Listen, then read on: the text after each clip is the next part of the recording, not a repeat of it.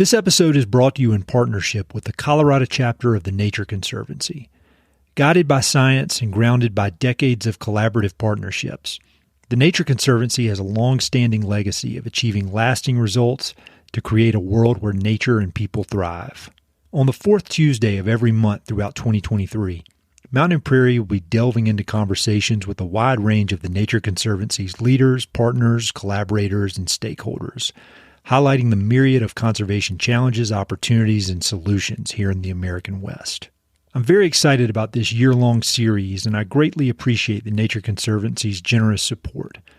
To learn more about the Nature Conservancy's impactful work in Colorado and around the world, visit www.nature.org/Colorado.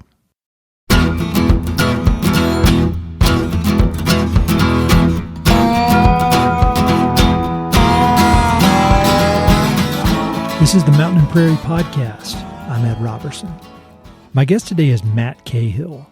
Matt is the Sagebrush Sea Program Director for the Nature Conservancy. Based out of Bend, Oregon, Matt leads all of TNC's critical work restoring, managing, and protecting sagebrush habitat across 6 western states. This is a huge and complex effort. It combines protection and policy work with groundbreaking restoration advances, public and industry partnerships, and local community projects.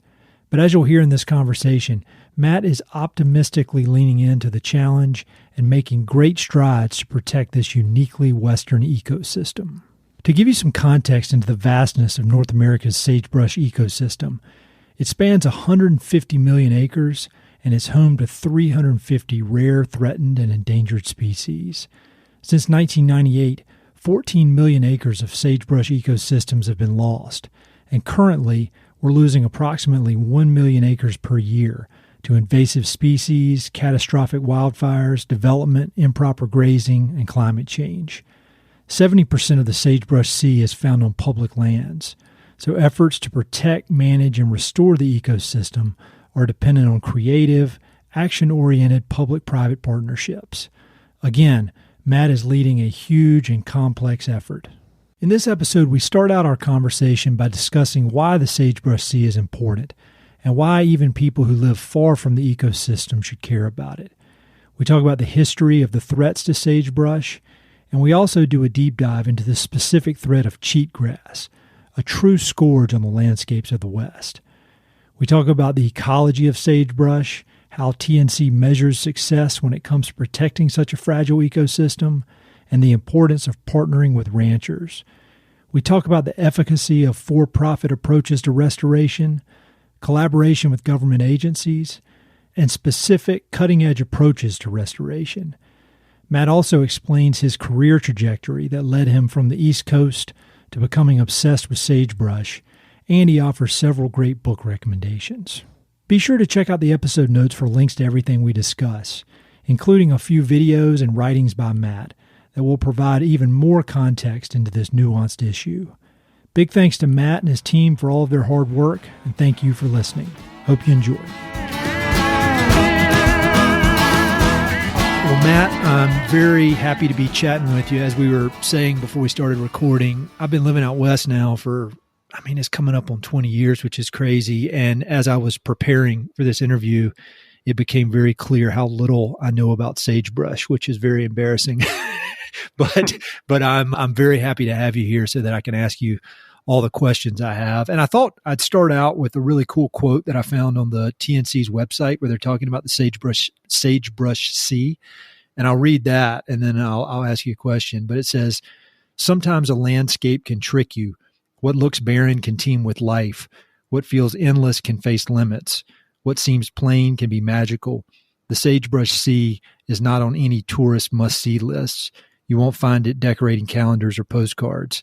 But this landscape has a vital job to do and an epic story to tell." I don't know who wrote that, but it's very, very powerful.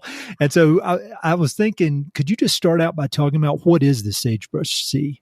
Yeah, I would be happy to. And that's a big part of the job in many ways for a lot of us who work out here in the Sagebrush Sea, in rangelands of the West, is just telling the story and getting people to kind of connect with a landscape that is too often sort of the drive-through flyover country of the American West. Yep. We joke it's the Sagebrush Sea, it's the land between the mountains. You go up to be in the great ponderosa forests of the West or out to the coast, and you passed through the range, you passed through sagebrush country, but you might not have noticed it. And so this is the largest biome in the lower 48 of the U.S., and it's this broad mosaic of shrublands fill these semi-arid valleys that are in between mountain ranges or extend out to the apron of the Great Plains. Mm-hmm. And it's a place where there's not enough moisture to grow luxurious grasslands or never mind, towering forests, but there's enough moisture, especially in the winter, that it keeps a shrub component alive, healthy, and thriving, which is the sagebrush, that charismatic, highly fragrant blue-green shrub that is emblematic of this part of the world. And so what a standard sagebrush biome landscape would look like is large expanses of sagebrush interspersed with just open patches full of grasses and wildflowers, historically where fire was a major tool, clearing out the sagebrush and allowing those more herbaceous components to thrive. And then going up the flanks of the mountains into the rocky peaks, you would eventually hit like pinyon juniper woodlands and then higher forms of conifer forest until you're in the alpine and the highest ranges. And going down to the middle of the valley, you would get ever lower into these sinks, which in many parts of the range don't drain anywhere. They don't go to the ocean. They just end right there as usually a salt playa, a white flat expanse, an evaporative plain with some very, very tenacious salt scrub vegetation growing around the margin of it. The greatest example of that, of course, is the Great Salt Lake in Utah. But many versions of the Salt Lake and its surrounding shrub aprons and mountain peaks exist all the way to California, up to the Canadian border, and down to the rim of the Grand Canyon. And then moving out toward the Great Plains, we see that just transform into ever more open rolling landscapes that are typical of the mid part of the continent. And the sagebrush eventually gives way to just luxurious grasslands, and you're into a whole new world. I love that. That's a great description. And so one question I'm always curious when I'm talking to folks in the conservation world is, that's a beautiful landscape. I've driven, thousands and thousands and thousands of miles through these open sagebrush areas, particularly in Wyoming, is what comes to mind for me. Oh, yeah. But so think about somebody living in downtown Denver who is smart, curious, thoughtful, but really doesn't spend much time outdoors, kind of their life is really within the metro area of Denver. Why should sagebrush and these big landscapes, why should that matter to them? Sure, yeah. I mean, the sheer size alone means that this biome pulls weight when it comes to pretty much any topic you might be interested in. So, in the most impactful ways that it affects somebody in downtown Denver or downtown Boise, downtown Reno, is the fact that when this biome burns, the air quality in those cities goes downhill fast. So, and that is a major problem I'm sure we'll talk about, is the prevalence, severity, and recurrence of wildfire in the system these days. And smoke and air quality impacts are a huge problem for people in urban and suburban environments. But, the actual biome itself, somewhere around the order of 175 million acres, as large as Texas at least. And that's just what we still have today, never mind what's disappeared over the last couple of centuries. It's not an extremely productive landscape. It is a cold desert. It has a 2 or 3 month growing season at best, in between the furnace of summer and the freezer of winter. But just by that sheer scale, we are concerned about the opportunities for the amount of carbon in the soil, the number of species, threatened, endangered, and otherwise range restricted, that depend on this biome completely, like sage grouse or pronghorn or pygmy rabbits. And then for people who live in smaller communities that are islands in the sea, they wholly depend on the range and its resources for livelihoods, be that through livestock grazing operations, which is the single biggest economic use of this system, to tourism, to spiritual practices and identity for the longest living folks in this landscape, indigenous communities and tribes, and just a sense of identity. If you live in the range, it is everything you know, because it's one horizon to the other. So I think for somebody who maybe doesn't get out and drive through the long, lonely highways of Nevada or Wyoming, part of it is knowing that what happens in the range eventually affects you either through air quality or water quality.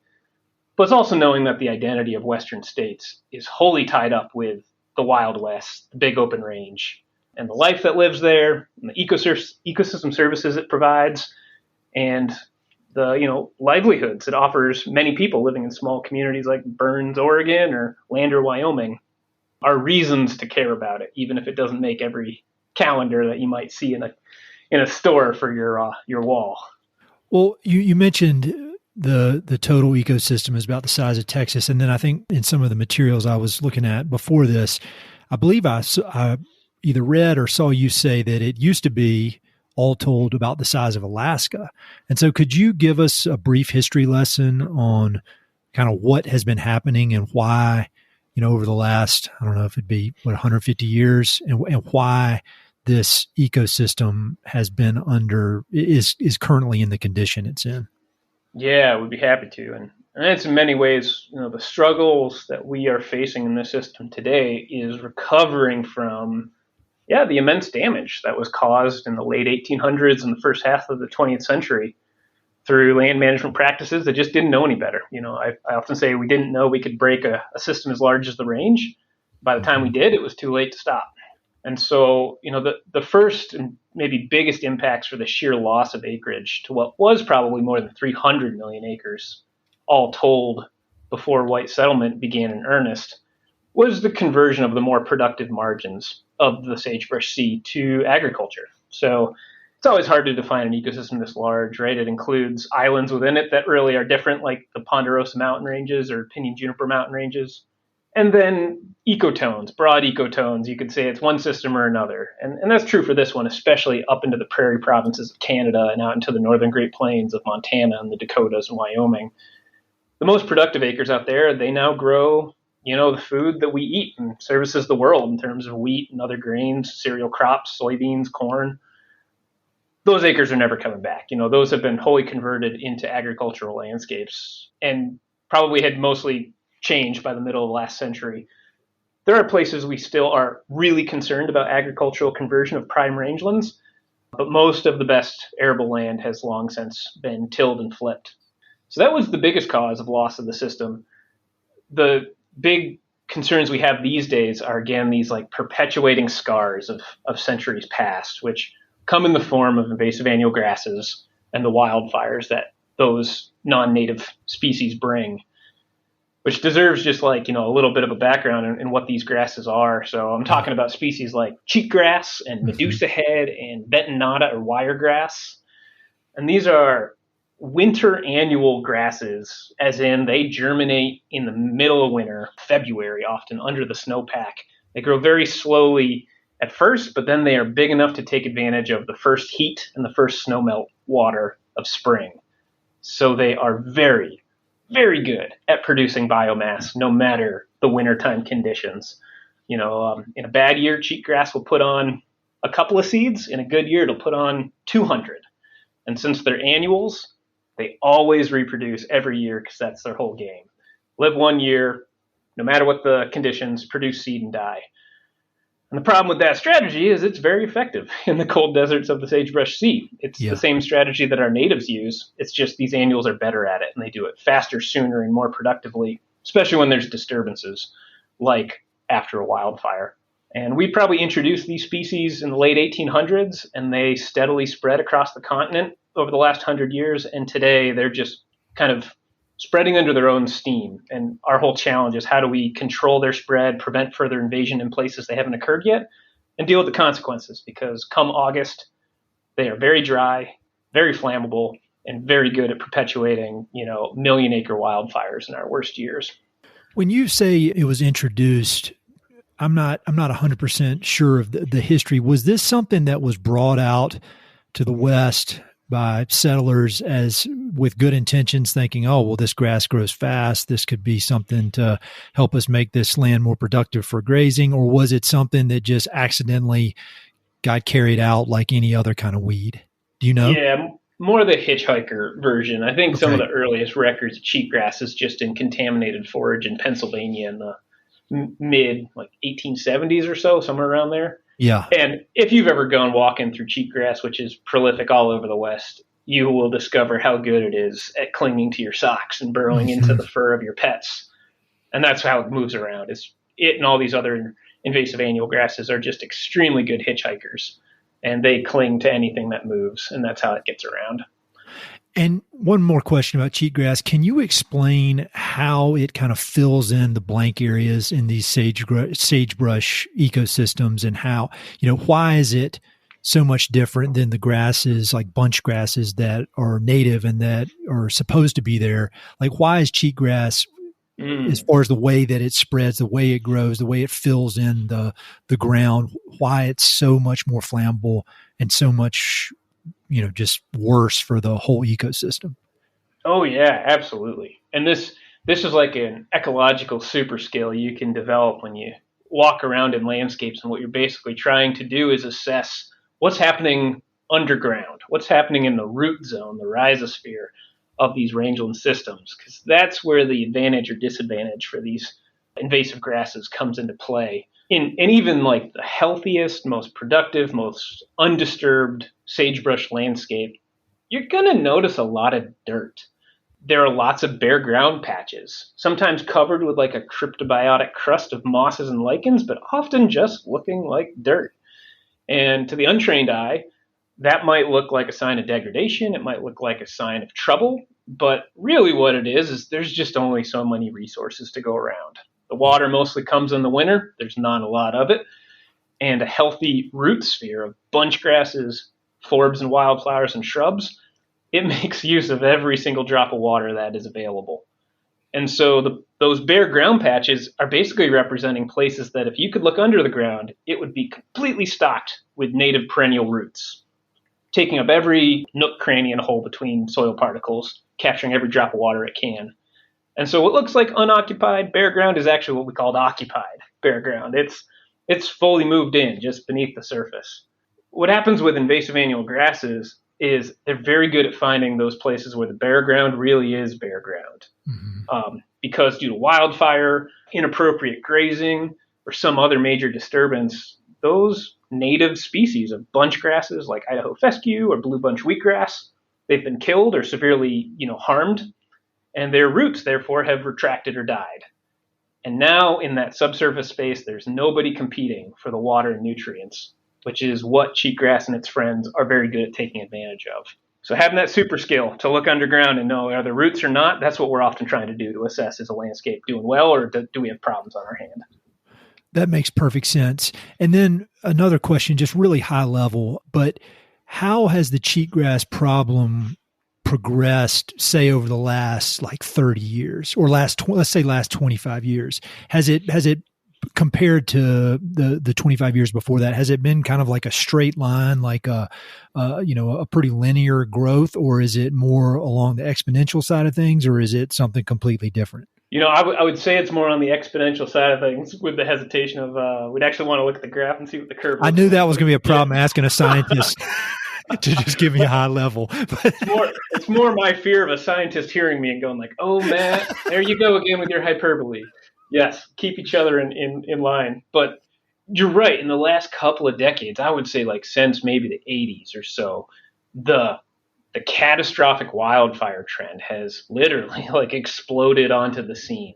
When we used to think of what a large fire was in a rangeland system has been completely redefined, where in our worst years, we're having fires that cover hundreds of thousands of acres, 500,000 acres, reaching upwards of 1 million acres. And because of the way that these systems are dry and windy in the summer burning season, that kind of burn can happen in days.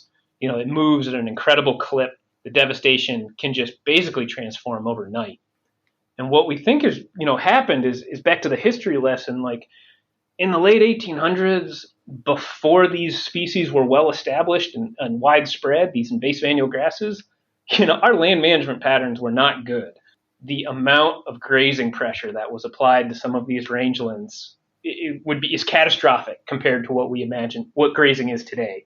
Millions of head of sheep and cattle eating literally everything that's green before moving on to the next open valley. There were no fences. There was no federal land management. There was no system whatsoever. It was everybody grab what you can, move your animals to where the grass is green.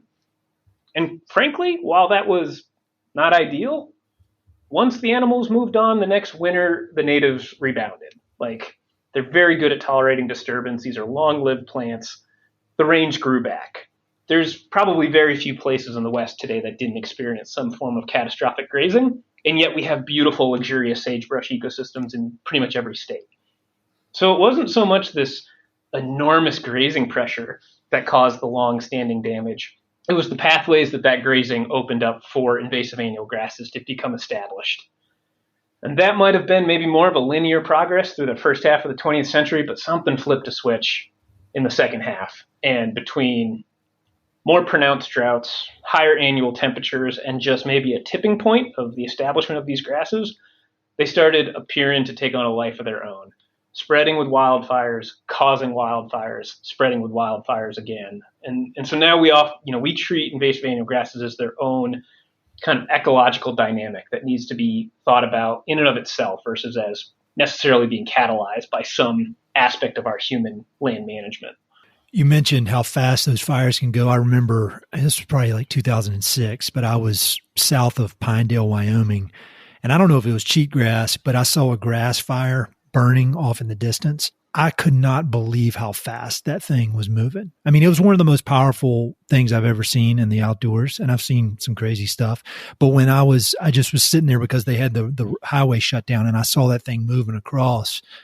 I mean, I don't know. Yeah, I mean, it was probably going like 50 miles an hour. It was the wildest thing. And so you think, and it was a pretty small fire. So I couldn't imagine some of these things you're talking about, hundreds of thousands of acres. It's wild. It's very humbling, I think. Oh, I agree. I mean, forest fires are humbling too, but they're so hot and dangerous that we'll never get anywhere close to them unless we're a professional dealing with them Sure. or in crisis fleeing them.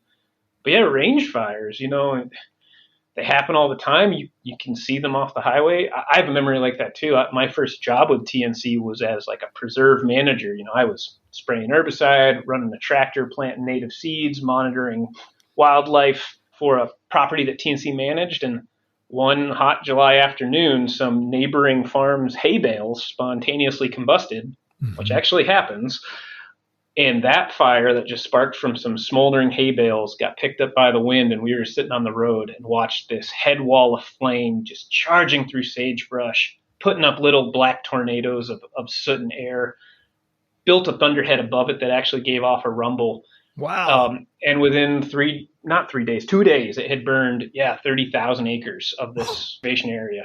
And just nothing you can do, just watching it run across the landscape with the wind. Wow. That's nuts. It's totally breathtaking, totally terrifying. Wow. All right. So I think we've established that, the threats to the sagebrush ecosystem, I mean, it's basically shrunk in half since Europeans arrived. We've got this cheatgrass issue that's growing, maybe not scientifically exponentially, but it's growing pretty quick. And so TNC is in this unique position because of the scale of the work they do and operating across of basically all of North America, that they can partner with the right people and come up with some big and bold and fast moving ideas to try and solve this problem. So can you talk a bit about the Sagebrush Sea program and kind of what you do on a daily basis to approach this massive problem? Yeah, my job is everything about connecting the good work that my colleagues and their partners do across the West and trying to turn it into something that's just a little bit bigger than any one of us can do on our own. Yep. Man, the size of the acres, the size of the threats, that's the story that we're up against. And good work is happening in every TNC chapter I work with. So, from Oregon and Idaho to Nevada and Utah to Wyoming and Montana, the whole breadth of the system. And that work is, it's what TNC does really well. It's our bread and butter of working with local communities, collaborating with federal agency partners, trying to help state entities understand how rules, regulations, or funding can be tweaked, can be overhauled, but in the way that benefits both people living and working in these systems. And for the biodiversity and ecosystem services, we're trying to preserve and enhance. A both and is what we're going for, people and nature. That's our whole shtick. My world is trying to take the lessons learned in one part of the range, the good relationships in Idaho, for example, and connect it with the novel tool being developed in Utah. And with that, put it to a policy opportunity that's coming out of a relationship we have in Oregon. And trying to take the best ideas and the most opportunistic projects often amount to just relatively simple recommendations for funding, for policy, for rulemaking with the entities who have the ability to affect range-wide conditions, and see if we can just steer this enormous boat in a little bit better of a direction. It's slow and incremental work, but I like the quote that I couldn't tell you the quoter of. That is like, it might even be Bill Gates, actually, but who knows? Of like, you'll underestimate what you do in a year, but not what you do in 10. So you'll overestimate what you do in a year, but not what you do in 10. And that's our whole game of working with the knowledge from local centers. Can we raise it up, connect it together, and push it into something that's bigger than any one of us can touch on our own? Yeah, and I think one thing that's come through crystal clear with all these TNC-focused episodes that I've been doing over the course of this year is the partnership part. I mean, whether you're talking about the work on the Colorado River or grasslands or really, anything across the board. From the first time I interviewed Carlos on the podcast years ago, that was kind of the theme of all of it, was the importance of partnerships and the power of partnerships. And that just continues to come up. And I think that's so inspiring, especially for an organization, as big as TNC. I think some people would think, well, it's such a big organization, got resources across this wide range. They could probably do it on their own. But I feel like y'all are the first ones every single time to say just what you said, that it's a 1 + 1 = 3. You're trying to bring together all these great partners to have a bigger impact. And when people ask me about getting into the conservation world, I'm always I always say over and over, it's about the people and the relationships. And I think y'all are an example of that on a massive scale. So it sounds like there are 3 different buckets of work that you are focused on: restoration, management, and protection. And I was wondering if we could just kind of go through those, because each one has some really innovative work and just really interesting stuff that seems outside the box that's pushing this forward, pushing this protection forward. So restoration, can you talk a bit about TNC's efforts with you and with your partners to figure out ways to restore some of these places that are either have been degraded or currently under threat of being degraded? Yeah, no, let's do just that. And might be helpful just to frame what I think of as like the paradox of probably conservation in general, but especially in the Sagebrush Sea. It's a complex system, right? Many interacting parts, aspects of the ecosystems, a whole slew of biodiversity, people and their needs, wants, and challenges. It's a lot of complexity. We need to understand that complexity as best as we can. But then what we do about it is really rather simple. And it's simple because it needs to be widespread in its efficacy. And so if you're too nuanced, you're going to get lots of progress in one place and no progress in others. But then more than anything, like, we just don't have that many tools that can affect 100,000 acres at a go. Yeah. If you want to turn your backyard into a biodiverse paradise, that's awesome. Trying to do that at 100,000 acres this year, knowing that next year it's going to be a different 100,000 acres, there's only so many tools you can even possibly consider. And when it comes to restoration, that is controlling undesirable plants with treatments, be them chemical like herbicides or mechanical like mowing, and then planting what you would prefer, either through seeds or plugs. That's really what it comes down to, right? Like, you need to use a tool that can remove what you don't want at scale and put in what you do want at scale. And TNC's whole angle here is like, well, can we do better, knowing that those options are few and that the best versions of those options, like locally sourced native seed from a diverse spectrum of plants, is ridiculously expensive. Yeah. So if you're going to use your absolute best tool, where do you use it and why? And so we're coming at restoration from basically 2 angles. The first one is through the native seeds. We want native diverse vegetation. What is the foundation of all biodiversity outcomes? Getting that native seed is really hard. We don't have a lot of entities collecting it out in the field. We don't have a lot of entities growing it in systems to increase the amount of seed. And then we've got all kinds of bottlenecks of where do you store it, how do you keep track of it, and when do you use it, especially since almost all of this landscape is publicly managed by the Bureau of Land Management or the Forest Service, and you have to work within their systems for procurement and use if we're talking about restoration.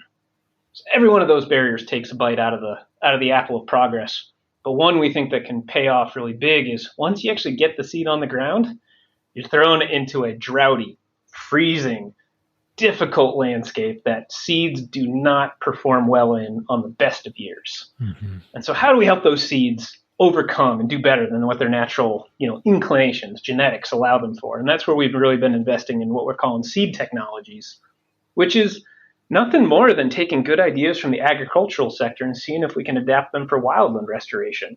Ideas like coating or pelleting or otherwise treating seeds so that they withstand temperature better, they withstand herbicide, so you can use it in the presence of that tool, or that it increases or decelerates the germination window so that you get better chances, more chances, that your native seed is going to emerge at exactly the right time in the spring when water and temperature is good for it. And we've been working with a commercial partner to basically take ideas, work them through an R&D process, and try to come up with prototypes that have a strong evidence of efficacy, as in we think they really do what we say they do, and they're compatible with these big, basically, industrial scale restoration apparatuses that the Bureau of Land Management has to run, the equipment that the seed will go through, the process by which it'll hit the ground. And we have a couple promising prototypes in that regard that we're getting close to being ready to demonstrate on a larger scale, feeling confident that we have the evidence to show that they do overcome these barriers to establishment of natives. Notably, the one we've most invested in is using them in the same place as herbicides, since that tool is really important for controlling invasive annual grasses, but can have a detrimental effect on natives. So if you do it in the classic way, you have to spray 1 year, wait 1 or 2, and then you can put out your native seed, at which point the herbicide's starting to wear off, so what was the whole point? Yeah. We're trying to create a coating where you can put the seed out at the same time, herbicide gets applied on top of it, invasives are controlled, and natives are released. That's one major angle of the innovative restoration approach, as we call it. I'll just say briefly, the other part of the restoration aspect is just thinking about when do you do restoration and when and how do you do it in a cost-effective way. And so a lot of our treatments have been directed towards like the worst of the worst acres. Can we basically try to claw back trauma victims metaphorically? Mm-hmm. And we're trying to push that paradigm more towards first spend that money in a proactive space where the invasions are small and new, where just one tool, maybe just a little bit of herbicide, can give you 10 more years of prevention from an invasive annual grass problem, and really push managers and thinkers and NGOs into the space that we call, defend the core, grow the core is the mantra. So find your best places and defend them first versus chasing ambulances and kind of wasting your money where you're never going to get back the function that was lost a century ago. One kind of another broad question. I'm more familiar with grasslands and grasslands restoration than sagebrush, but I've noticed and I've read about it, just the length of time and the long, like if you were to go to a degraded field or a degraded meadow that used to be shortgrass prairie and try to bring that back to life. I mean, it's quite an effort. And trying to do that like on formerly irrigated land is, in a way, it's almost impossible. It can happen, but it requires a ton of resources, ton of water, that kind of thing. What is the overall, just a general idea of a timeline if you were to find a place that maybe not completely degraded, but that was suffering and trying to bring it back to a healthy state? What's the timeline on that? I know it may vary depending on the region of the West, but maybe if there's a specific region that you have some data on. Yeah, I think your archetypal landscape of a sagebrush sea valley, we're talking that, the phrase "it depends." I'm trying not to say it, but it's all I can think about. No, it makes sense. It is. There's a lot of nuance here. Well, there's a saying that many land managers have that, if you do your restoration in a wet year, you look like a genius. And if you do it in a dry year, you look like an idiot, even if it's the exact same things. And, that truth is just impossible to get around. Ultimately, we all have to hope that the water comes in the winter. If it doesn't rain, if the snowpack is not thick, very, very little restoration success is going to occur, even if you did it to a T. Yeah. But assuming that you have a decent winter precipitation, and that you're in a decent, loamy soil that has no restrictive properties, and you're not in the absolute furnace of, say, the valleys near Reno, which are just going to be invasive annual grasslands from here until perpetuity. If you get in there and do a good restoration, you should expect to see in 3 to 5 years these bunch grasses, because we really target bunch grasses as the foundation to get a vegetation community back in place. You should see those plants coming into maturity building those root masses, starting to create that available space, creating that bare ground that I talked about earlier. Yeah. And following the bunch grasses is when wildflowers and sagebrush get established. But it won't be for 50 years that you get back to what looks like an undisturbed vegetation community, probably in the best of circumstances. Sagebrush is just really slow growing. And once those bunch grasses get established, they become their own competition source. And it takes time for diversity to work its way into the mix. So short term, if you do everything right, you're hoping that within a decade, you've got what looks like a bunchgrass community back, but you're waiting several more before you have what we think of as a sagebrush ecosystem to its fullest. And when you think about restoration and your goals and TNC's goals and all of your partners' goals, how do you measure success? Like, say 10 years from now, when you get there, what's the data that you're looking at that would make you say, all right, we did what we had hoped to do? Is it acres? Is it number of acres? Is it more kind of nuanced ecological monitoring? What are you looking at for measuring your success? First and foremost, we're thinking about acres. And specifically, what we're really gaming towards is acres that are currently intact today that have stayed intact. So, right now we're holding the line is what we're trying to make our first line of success. I helped out with this big federal process that resulted in a product called the Sagebrush Conservation Design, which is a West-wide, remotely sensed platform that's modeling and estimating where and in what condition this biome exists today. So basically pointing out where's the best of the best and where is it probably transitioned to other uses, other priorities. It's not, first and foremost, it's not an intact sagebrush ecosystem anymore. And what that product found is, while we still have upwards of, I think it's like 120 million acres of good functioning sagebrush ecosystem, we've been losing 1.3 million acres every single year for the last 2 decades at least. Mm-hmm. So it's just making in stark facts the reality that this system has been bleeding. It has been losing function steadily.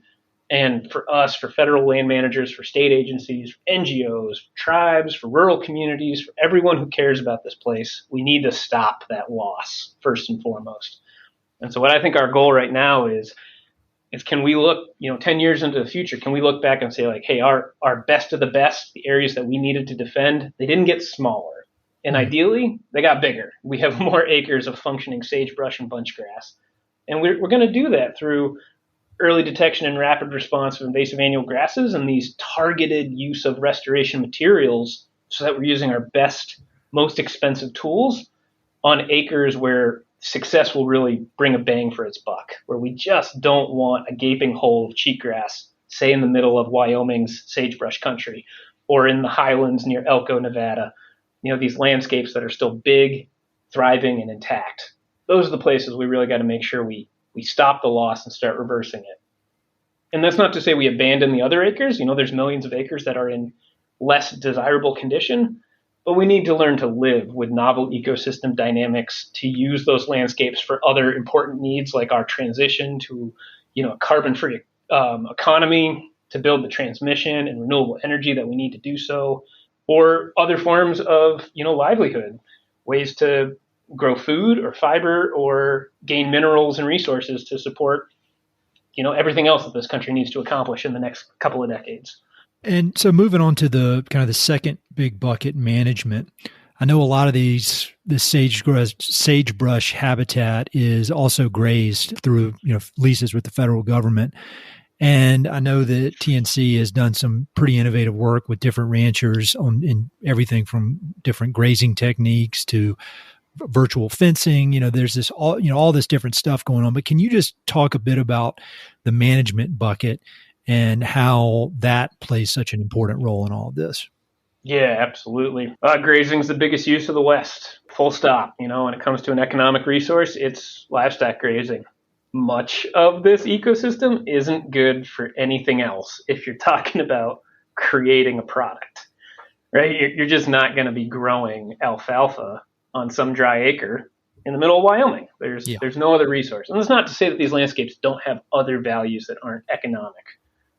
But you can't go into a meeting with county commissioners or show up at a community event in one of these small communities, if you're not going to recognize that people need to earn a living, they need to send their kids to college or pay a mortgage or otherwise have a livelihood. And economics runs through all of that. So how do we balance those needs? People earning a living off the West while also preventing bad outcomes, fire, weed infestations, and an ever declining ecosystem. And, like TNC, we think it's possible. I know it's possible, but it does take adjustments on all sides. Livestock grazing can be a world in which just cattle are turned out and brought back in on fixed dates every year with no intermingling management. And in all but the most productive landscapes, that's not terribly good for anyone. Repeatedly using a resource the same way year in, year out ends up with steadily declining outcomes. That doesn't give you the forage for livestock. It doesn't give you the habitat for wildlife. It's not a good outcome for anyone. But, we've created a whole system, federal land management and otherwise, to try to prevent the catastrophic outcomes we had in the late 1800s. And that system has come back around to be too rigid. It's too prescriptive. It's got too many do this, not that directions, which doesn't give a federal land manager or a livestock producer much flexibility to adjust with the year, to change with the snowfall, to take advantage of extra forage, or to come off early without punishment in a bad year. So we've got this whole system that we need to think deeply about to pursue solutions that can get us to a better direction. Are there any case studies or relationships that you've had with ranchers, just kind of success stories that you could tell us about briefly? I know I read somewhere about the Wine Cup Gamble Ranch was kind of a success story, but anything come to mind that's kind of a good example of how this can work productively for everybody? Yeah, I'll list off a couple examples that we have going right now. So one project we have out in eastern Montana on the edge of the range, it's called the Matador Ranch. Brian Martin and his team have spent a couple decades putting together an unusual setup where acres are held in reserve to grow essentially extra forage that through agreements with neighbors, livestock are moved around in creative ways so that people get access to forage they wouldn't otherwise have. And then they implement good practices on the lands that they control and use for wildlife, for cover, for vegetation structure. So basically a communal effort built on trust. Livestock producers can gain access to extra forage if they do other actions that are good for them and wildlife. Kind of a virtuous cycle, helping lift up all boats. That's a really cool model that has a lot of track record, but again, it's built on a legacy of trust and deep investment in the local community.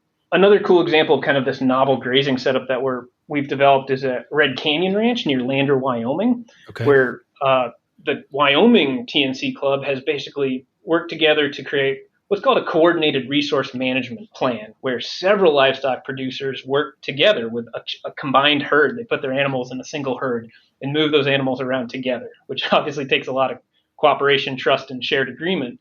But that opens up all kinds of opportunities. If somebody else is watching your cows for a given time, you can spend time doing other things, repairing fences, maybe even going on this novel idea of a vacation, spending time with your family. And so this shared investment of people trusting each other to have a single management herd is another cool opportunity that we're trying to find ways to grow into a more systematic approach for the West as a whole. And then there's this whole space of virtual fencing, which is a new technology. It's coming on board fast and furious. And it's basically the idea that can you control livestock with a collar that knows where the animal is based off of a GIS system and gives the animal stimuli, first a sound and then a shock, to say basically, whoa, cow, turn around, you're leaving the area we want you to be in, and thereby creating a virtual fence instead of a physical barbed wire fence. And the applications of that are just multitude. If we could control animals with a much more nuanced, much finer, much cheaper way to go left or right versus just building barbed wire fences, which has been our technology for a century. And TNC is looking at deploying that technology across several ranches here in the coming year in partnership with the BLM. So those are a couple of projects in the livestock grazing space that we're looking to scale up. It's the virtual fencing thing. I pretty much heard nothing about it up until maybe like 18 months ago. And now I feel like it comes up on a weekly basis. I hear it so much, and it seems for a million different reasons. It'd be a very good use of these phones that drive me crazy all day long. yeah, absolutely. One of the few productive reasons to use one of these silly phones and be on your phone all day. It's true, and technology is a blessing and a curse. And we certainly hear that from some of the rancher partners they're skeptical and wanting to bring in this sort of new way of doing business. But when they see the opportunities it allows them, the ways they can spend their day differently, it's worth its weight.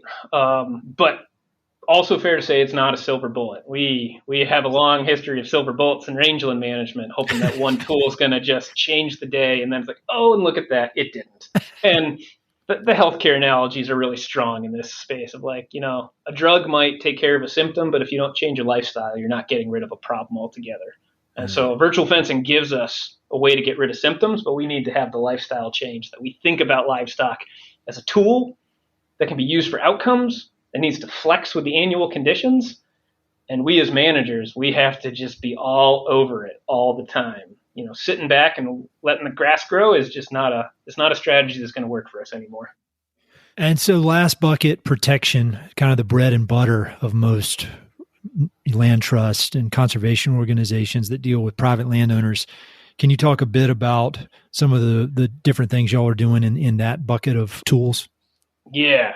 This extends everything from our long-standing tradition as, TNC started as a land trust, and we still do acquisitions and easements of really high-value landscapes for biodiversity or other values to either manage ourselves or to pass on to partners or conservation buyers to steward them into the future. And that continues, but when we're talking about a landscape that's 175 million acres, you can only get so far 1,000 acres of easement at a time.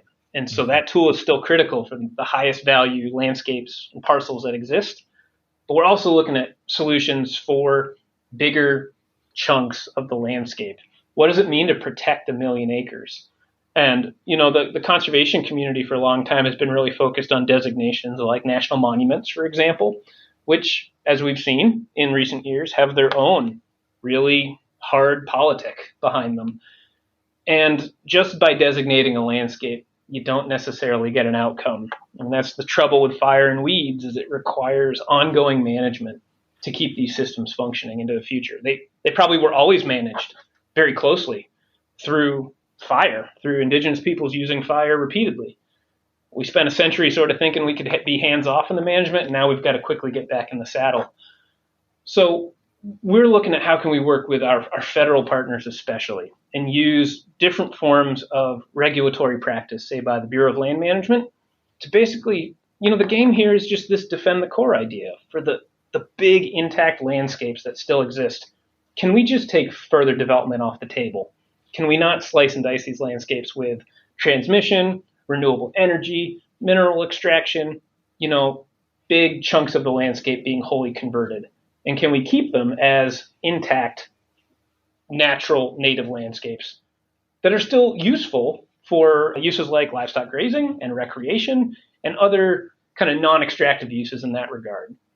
But we don't slice and dice our last remaining big intact landscapes. That's our whole goal right now, and seeing how we can do that without the vitriol and without the politics that, past efforts have caused and set us back a decade as we try to recoup from the challenges that a monument status, for example, can incur at times. One question that this has come up a lot when I was in conservation, then also when I was in the real estate business, and I never fully understood it. But sage grouse, obviously a threatened species, and every now and then I would have some kind of run-in or involvement with an organization, mostly for-profit organizations that were doing mitigation around sage grouse habitat, but I never fully understood what they were doing and if that was really a tool that was actually making a difference in this world. What can you give your thoughts or an overview of that kind of for-profit business that's popped up around this restoration of these ecosystems and kind of any pros and cons that may come with that? That's a fascinating question. Yeah. In a perfect world, mitigation is everyone's best friend. Harnesses market forces to recover ecosystem function, but allowing needed development to take place, right? Like that should work for everyone. I think the two elements that we forget about that are hard is mitigation is a process. It's not just pay to recover the impacts that you caused. It starts with avoidance. The first part of the mitigation hierarchy is just don't do things in places that are too valuable to be disturbed, which is like what I talked about before. The biggest, most valuable intact landscapes, let's just not disturb them. There aren't that many of them anymore. They're too valuable. So it starts with avoidance, and then it goes to minimization, right? Like make sure your impact is as small as it possibly can be. And there's a litany of mitigation measures by use that can be deployed. And every state has gone, really far down that list of, be it oil and gas development, be it renewable energy or transmission. What are all the minimization measures you can take to reduce the footprint, visual, auditory, otherwise, of what you need to do out there in the rangeland? And then we come to compensatory mitigation. All right, you actually are doing a project, you're making a damage. This land is valuable for a reason that we hold dear, like sage-grouse habitat. You need to pay to offset those impacts that you created. And in a perfect world, that's a market force opportunity. A corporation, say in the oil and gas space, puts into a kitty for the damages they've incurred, and another entity pulls back out and uses that money to do restoration in a place that is, a good spot, nearby, relatively the same system, benefiting the resource like sage-grouse that the project that is being mitigated was impacting. It's just really hard to do restoration is what that comes down to, and what happens if you aren't successful the first year? What if the snow doesn't come and you look like an idiot instead of a genius? And so we really just need to keep that mitigation framework intact. It's 3 steps. It's avoidance and minimization, and then it's compensatory mitigation. And we need to make sure, in my opinion, that you can do compensatory mitigation on public lands. It's a publicly managed landscape. If you can't put a new restoration project on a public land parcel, you're really limited in what you can, your options for finding a restoration project. And then there's a whole host of other, problems that we've encountered in the space that we need to work our way through. So in sum, it's a really important tool, but it's just one tool that has a relatively small footprint, what it can recover. We don't mitigate wildfires. We don't mitigate invasive annual grasses. We don't mitigate drought. What we mitigate is human footprints for development, and that is just a tiny piece of the disturbance that we're facing overall in the range. Yeah, I think it goes back to what you're saying about there's no magic bullet for all this. There are a bunch of different, even conservation easements, which have been proven to be very effective for many, many decades now. That's not a one-size-fits-all by any means. And so by any means. I don't know. In my days in the real estate business, I would get on the phone with some of these folks and they wanted me to believe it was a silver bullet. And I've been around the block enough times to know that there's not. One other thing that I've heard a little bit about, but I don't know much detail, but it sounds exciting, is a cooperative agreement that you and TNC have kind of come to terms with the BLM, and then some ideas of combining the work you're doing with Sagebrush with the work that our friend Taylor Hawes is doing on the Colorado River Basin. Can you talk about kind of bringing together these different programs within TNC with this massive governmental organization and kind of where you think that's all going to be heading? Yes, absolutely. So we just recently in September, we got word that we're receiving a nearly $10 million cooperative agreement with the BLM to do what we're calling low-tech process-based stream restoration.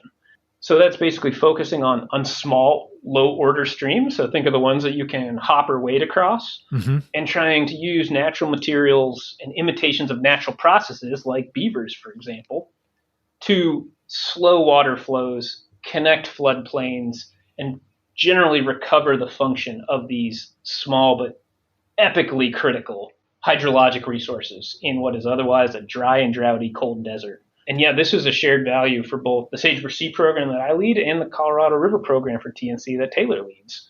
Taylor focuses on the basin of the Colorado River, but the issues that face the Colorado River are west-wide issues. Over-allocation of water resources, highly variable water regimes, especially in the face of climate change, a century or two of mismanagement, which has led to degraded streams and riparian resources. How do we begin to claw that back in a really fast manner, but knowing, like the paradox that I struggle with, that there's only so many tools and you got to do it at scale. And so what we're looking at investing with the BLM, and these funds, I should say, are coming from the Infrastructure Act, the IRA, which has just provided truly, and it's hyperbolous, no, it's true, once in a lifetime investments to really change the direction of resource management and restoration in this biome. This is a chance to not reset, but in a big way, redirect the what and the how of sagebrush ecosystem management and restoration. And in this particular effort, we're putting a ton of firepower and work hours into picking landscapes that are otherwise really high value, defend the core landscapes, intact, functioning, high resource value, and then looking at what are all the streams and riparian resources that need fixing, need floodplain reconnection, need better hydrology, and can benefit from these low-tech rocks and sticks type projects. And we're going to deploy colleagues to work with partners, to work with the BLM, to work with local communities. And our whole goal here is to use this investment, yes, to do stream restoration, yes, to result in acres of improved condition. But our bigger goal is to try to move ourselves into this paradigm of a restoration economy. Can people get paid to do the work of maintaining these systems into the future? It's a need, it has a cost, it should be a job, and we should value it. So how do we build the skills and the work crew and the permitting resources so that after the end of this agreement 5 years from now, that's not the end of stream restoration, it's just the start. In places like Southeast Oregon and Southwest Montana and Bears Ears National Monument in Utah, they have economies and jobs and resources to continue restoring and managing their streams and uplands into the future. That's our big push. That's what we're trying to show is possible. And through this investment with the BLM, see if we can accelerate the process to go from maybe a past mindset of yeah, there's problems, but we've got bigger fish to fry, to no, our job first and foremost, everyone's job, is to take care of this landscape and try to keep it intact with all the pressures that are facing it from fire and drought and climate change. Your passion for the issue and just the clear-eyed approach, action-oriented approach you have to all this is so inspiring. And you're really speaking my language with all this. But we were talking before we started recording, and like me, you grew up about as far from sagebrush as one can grow up in North America, at least. And so how did you end up doing this work? How did you wind up? I'm guessing we're probably about the same age. I'm 45. But how did you end up coming from the East Coast to be such an expert in sagebrush? It is kind of by chance. It's the admission that I'll make, and I hope I don't get judged too harshly by it. I've never ridden a horse in my life. I'm not a cowboy. Yeah. And I don't try to represent. Yeah. I don't try to represent myself as that when I'm talking to people who have all their lives. And how I actually came into this space was I moved west, which, like many people who grew up in the lovely but subdued landscapes of New England, the West has evocative powers, canyons and mountains. They pull you hard. My studies in undergraduate and then graduate school just sort of led me to a series of treeless landscapes, again, out of curiosity, out of a love of the natural world. I'm a compulsive birder. It's a problem, as I like to joke.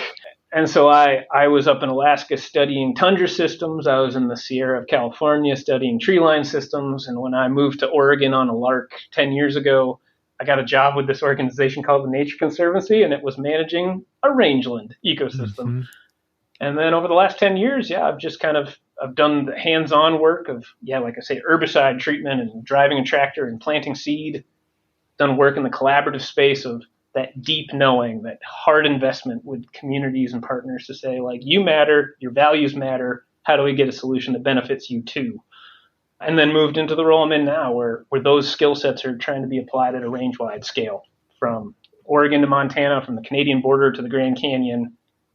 How do we take the best talents that we have to offer, both as TNC, but more importantly, from the folks that will work with us and trust in us, to get systematic policy change, systematic procedure change, new tools widely adopted. And that's the place that I really thrive. I'm a big picture thinker. I'm a hand wavy kind of guy. Yeah. You might not want to trust me to implement the thing, but I'm good for coming up with a great idea. And so, this is a place that I really love. But I hope when I show up in a room and I talk to people, I'm not trying to pretend like I know how to ride a horse. What I'm trying to get people to understand is I I know this is a complex system and that our solutions are limited. And if we don't work together, we're screwed. And that's a good trust building place to start from.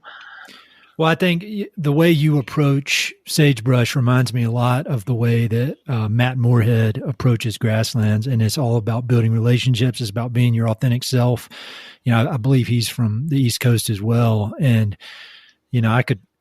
With this accent I have, I learned real quick. Like I could put on a cowboy hat and drive a big truck and all that kind of stuff. But the minute I open my mouth, they know I was a fake. So I just need to own the North Carolina roots. But nice, I love it. And you're really great at writing as well. And I'll link to an article that you sent me where you go into great detail about the Defend the Core framework that you've mentioned a few times.